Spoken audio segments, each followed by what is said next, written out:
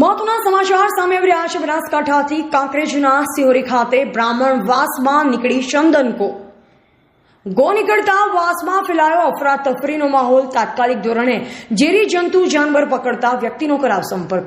ચેખલા ગામના રમેશભાઈ બાપજીનો સંપર્ક કરી હાથ કરામતથી ઝડપી પાડી ચંદનકો પકડી પાડતા લોકોએ લીધો રાહતનો શ્વાસ।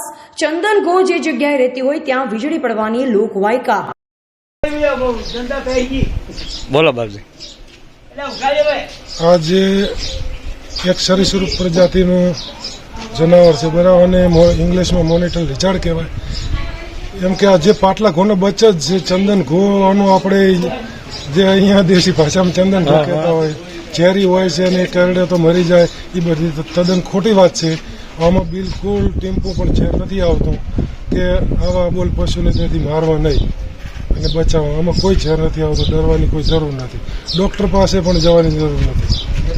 ડૉક્ટર પાસે જાશો ને તો પછી બિલ મોટું થઈ જાય, બાકી આમાં ઝેર આવતું જ નથી।